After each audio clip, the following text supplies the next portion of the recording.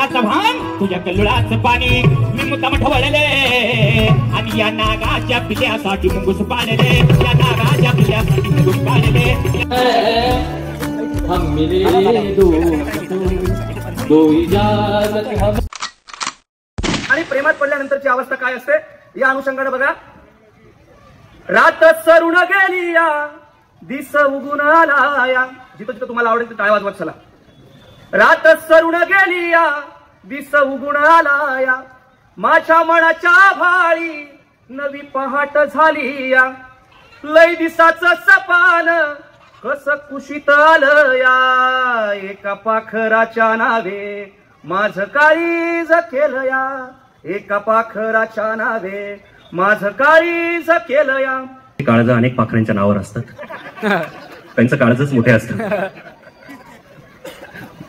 साळवे साहेबांनी ज्या कुसुमाग्रजांच्या गावाचा उल्लेख केला शिरवाडे वणी त्या शिरवाडे वणी ह्या गावामध्ये माझी लहानी बहीण दिलेली आहे आणि त्यांच्या गावापासून माझं 20 किलोमीटरवरती गावी चिंचखेड नावाचा पिंपळा बसला. एक दिवस चुकून मी घरी होतो आणि माझं पोरगं ज्युनियर केजीला होतं. मी मराठीचा असल्यामुळे पोरगं इंग्लिश मिडियमला आहे.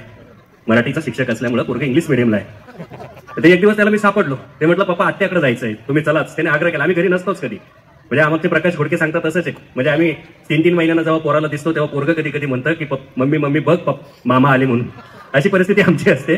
कारण सकाळी ते झोपलेलं असतं तेव्हा घराच्या बाहेर पडतो परत ते झोपतं तेव्हाच घराच्या आत येतो. हा सगळा प्रवास आहे. पोराला काही म्हणता आलं नाही म्हणून मी निघालो. मोटरसायकलवर पुढे बसवलं. पिंपळगावपासून national highway Agra road Mumbai Agra आणि त्या रोडवरती शिरवाडे वणी आहे. पुढे निघालो आणि मला मुलगा पुढे मी असा आणि पुढे एक मोटरसायकल चालली होती साळवे साहेब. आणि आमच्याकडचं चित्र सांगतोय तुमच्याकडचं मला माहित नाही पण आमच्याकडे जर नवीन लग्न झालेलं असेल एखाद्या जोडप्याचं आमच्याकडे पण लग्न होतात अजून आणि बिगर लग्नाच्या लोकांचे पण होतात. तर ते नवीन लग्न झालेलं असेल तर त्या पोरीला त्या नवरीला त्या नवऱ्याची फार काळजी असते आणि ती काळजी मोटरसायकलवर बसली का फार प्रकर्षानं जाणवते. म्हणजे आमच्याकडचं चित्र सांगतो तुमच्याकडचं मला माहित नाही कारण मी इकडे काही फार फिरलो नाही. म्हणजे नवऱ्याच्या खिशातून काही पडू नये म्हणून एक हात असा खिशावर असतो. तुमच्याकडचं नाही माहिती मला. मी तिकडचं सांगतो. काळजी असते बाकीच्या डोक्यात आणू नका. मला एक जण म्हणे सर काय बोलतो म्हणे तुमचं निरीक्षण कच्चं आहे. खिशावर नसतो हात खिशात असतो म्हणे. म्हटलं काळजी असते आणि बरोबर ते मिनिटाला 72 की 74च पल्स पडतात की नाही हे चेक करायला एक हात असा पुढून असतो. काळजी असते बाकीच्या डोक्यात महिला भगिनीने आणू नका. बरं गरीब माणूस आहे मी त्याच्यात खुर्ची. काळजी असते डोक्यात काही आणू नका. आणि हातावर पण विश्वास नाही पण कान धोका देऊ शकत नाही म्हणून साहेब कान असे मागून लावलेले असतात. काळजी असते. अशी मोटरसायकल पुढे चालली होती. माझं पोरगं ज्युनियर केजीचं त्यांनी ती पाहिली आणि पोरांचे प्रश्न कसे असतात तुम्हाला माहिती आहे. मला माझ्या पोराने विचारलं पप्पा ही आंटी अशी का बसली आहे. आता काय बोलणार. मी म्हटलं आंटी आजारी आहे. आता ते ज्युनियर केजीचं पोरगं होतं. ते ज्युनियर कॉलेजचं असतं तर त्यांनीच मला बाय प्रॅक्टिकल करून दाखवलं. पण ते ज्युनियर केजीचं असल्यामुळं पोराचा तिसरा प्रश्न होता पप्पा मग हे अंकल ह्या आंटीला दवाखान्यात घेऊन चालले का. मी म्हटलं नाही. ते म्हणा का बरं. म्हटलं ह्या आजाराला कुठलाच डॉक्टर बरा करत नाही. याच्या आधी मस्त गजर म्हणली बा शेतकऱ्यावर कोणच दाद दिली नाही. प्रेमाचा विषय निघाला सर्व टाळ्या वाजवाले. सर्वांनी प्रेम केलं आहे. आता ही गझल आणि कवितेमधला फरक काय. कविता शेवटी आपण टाळत होतो पण गझलमध्ये शेर असतो 2 ओळीचा. पहिली ओळ संपली आणि दुसरी ओळ आवडली तर दाद द्यायची असते. हा संवाद आहे गझलकार आणि रसिकामधला. बघा. इतके कळले जीव तुझ्यावर जडल्यावर इतके कळले जीव तुझ्यावर जडल्यावर माणूस तरतो प्रेमामध्ये बुडल्यावर. प्रेमाची गझल ज्या प्रेमावर विश्व तरले त्या प्रेमाची गझल सुंगाई गझल सागर बघा.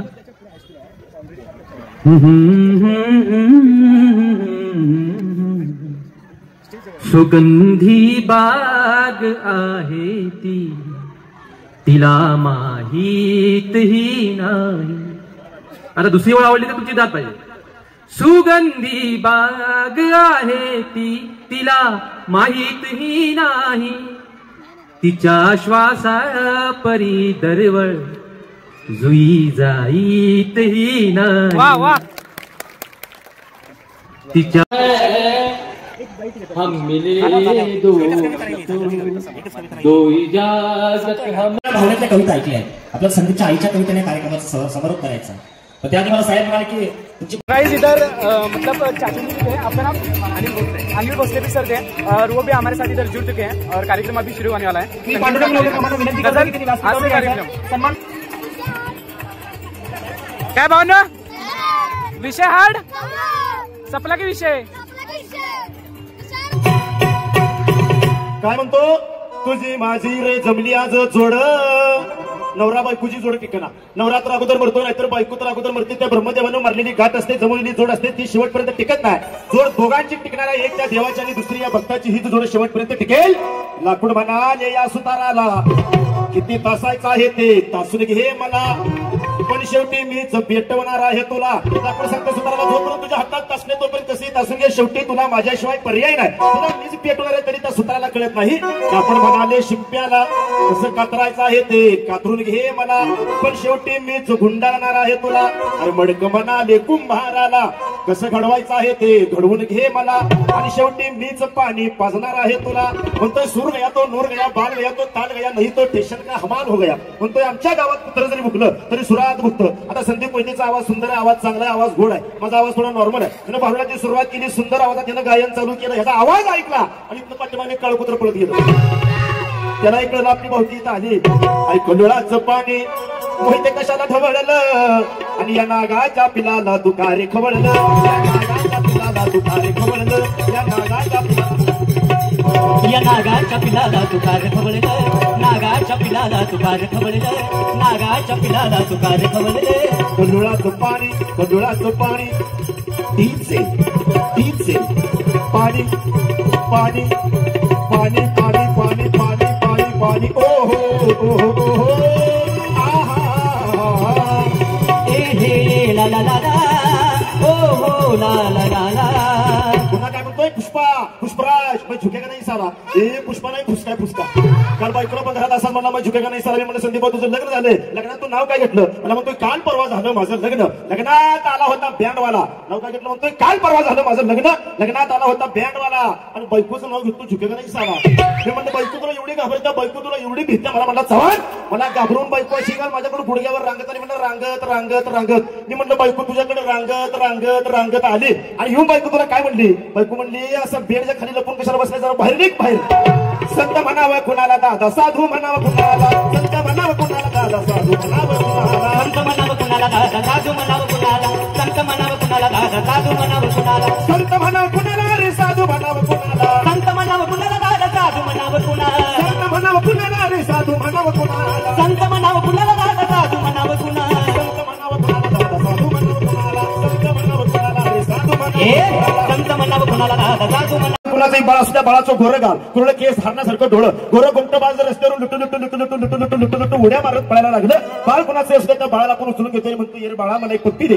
पण तेच बाळ जर 80 वर्षाचं झालं तर आपण म्हणतो या आजोबा मला एक पप्पी द्या. म्हणून बाळपणात आई म्हणते पोराला कळत नाही, तरुणात बायको म्हणते आमच्या नवऱ्याला काही कळत नाही. म्हणून याच्यावर पोरं झाली, हळूहळू हळूहळू हा म्हातारा झाला, आणि म्हातारा झाल्यावर पोर म्हणायला लागले आमच्या म्हाताऱ्याला काही कळत नाही. मग या माणसाला जन्माला आल्यानंतर नेमकं कळणार आहे कधी? मग कळण्यासाठी हा परमार्थ आहे, कळण्यासाठीच हे साहित्य संमेलन आहे.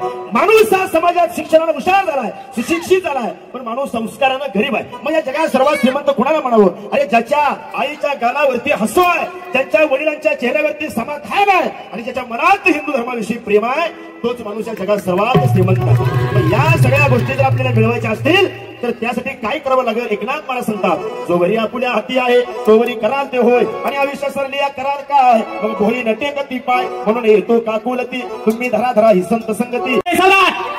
अजिबात बोलाय ना अण्णा चव्हाण.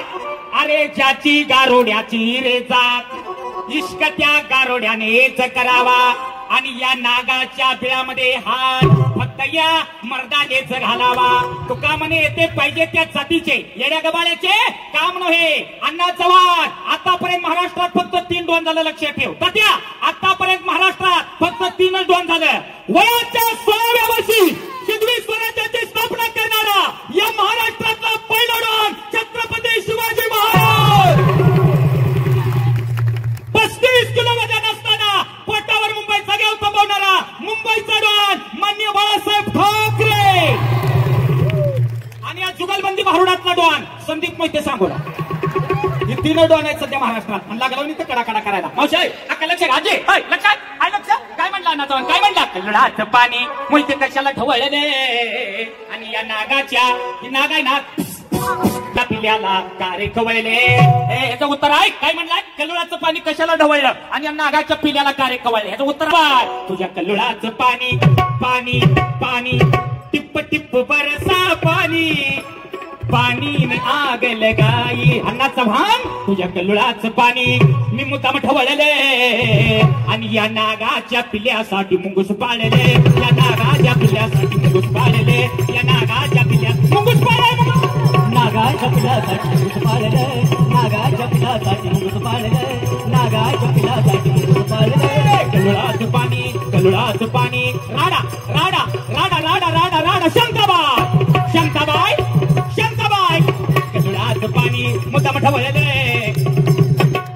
हे प्रभु हे हरिराम कृष्ण जगन्नाथ प्रेमानंद एक क्या हुआ मावशी आय तात्या आय काल रात्री कार्यक्रम संपला दोघा जणांनी गप्पा मारत उभारलो एक पोरग पळत आलं म्हणलं महाराज ताक प्रता काय ताक मी म्हणलं मला नको ताकद माझा आवाज बसते ही ताकाला हवरा ह्याला ताकले आवडते ही त्या पोराला म्हणते मला पितो पोरग पळत गेलं एक ताब्यावरून ताक घेऊन आले एक ताब्या गटा अण्णा चव्हाण ताक प्याला आणि पोराला म्हणलं पोरा टाकले बाहेर अजून घरी आहे का ताक पोरग पळत गेलं दुसरा बी ताब्या घेऊन आले 2 तांबे अण्णा चव्हाण ताक प्याला टेकर दिली आणि पोराला विचारलं पोरा एवढं ताक तू मला प्यायला घेऊन आलाय तुझ्या घरी कोण ताक पित नाही पोरग म्हणलं महाराज पेते ते पण काल रात्री या ताकात उंदीर पडला होता त्याला राग आला उंदीर पडल्याला ताक मला पाजले चव्हाणला राग आला हातात तांब्या मोकळा ताकाचा पुढे भिंत त्यांना रागान तांबे घातले भीतीवर आपटल्यामुळे तांब्या फुटला ताकानून देणार पोरग ओरडले मम्मी या अण्णा चव्हाण आपल्या संध्याचा तांब्या फोडला बघ तुला दिवसाचा निर्णय दिवसा अण्णा चव्हाण तू कुणा जाई नाटकार पण या मोठ्या पट्टाचा नाट करू नको विनोद सोडा आता भारूड आहे का विनोद सोडा संत तुकाराम महाराज म्हणतात लहान मुलं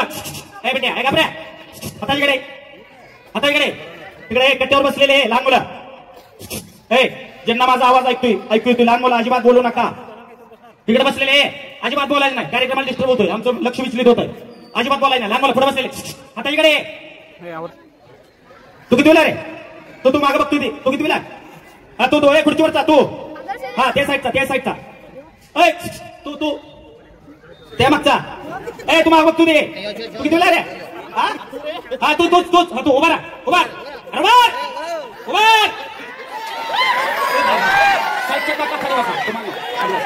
तू किती रे मोठ्या सगळ्यांना किती रे सगळ्यांना किती रे हा मोठ्या ना 8वी बाकी कोणी बोलला का घड्याळाला काटे किती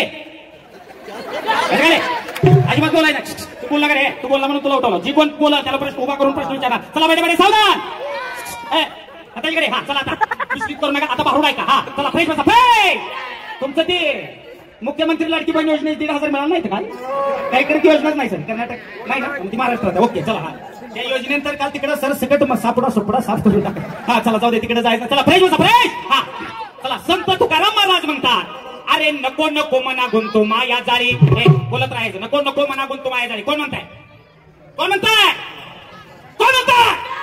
हा तुकाराम महाराज म्हणतात कुणाला म्हणतात मनाला म्हणतात आपल्या मनाला काय म्हणतात अरे नको नको मना गुंतो माया जाळी तो काळ आला जवळ ग्रासावया त्या काळाची उडी पडेल बा जेव्हा सोडविना कोणी रे माय बापा दादा मावशी या जगात एकच खराय काय मरण जन्माला आलेला माणूस एक दिवस मरणार आहे तो काळ येणार आहे काळ आपल्याला खाणार आहे मावशी हेच सत्य आहे मरण सत्य आहे या जगात सगळ्यांना मरायचं आहे तुलकी खाली राहणार आहे तुलकी वाजवणारा वर जाणार आहे पीटी खाली राहणार आहे पीटी मास्तर वर जाणार आहे मंडप खाली राहणार आहे मंडप लावणारा वर जाणार आहे अण्णा चव्हाणच्या गळ्यातला टाळ खाली राहणार आहे अण्णा चव्हाण वर जाणार आहे तुम्ही सगळेच जाणार आहे मी एकटाच राहणार आहे असं म्हणलं तर चालेल का मी देवाचा पाहुणा आहे एकटा राहायला कोण राहिलं नाही राहू शकणार नाही तात्या सर या अण्णा चव्हाणचा सांगायचा विषय दादा सर या चव्हाणचा सांगायचा विषय आज सकाळी 10 वाजता याचं मरण ही मरणार होतं मावशी आज सकाळी 10ला ये महिला नेला आला हे नाही आम्हाला बघितलं आणि अण्णा चव्हाण आम्हाला म्हणला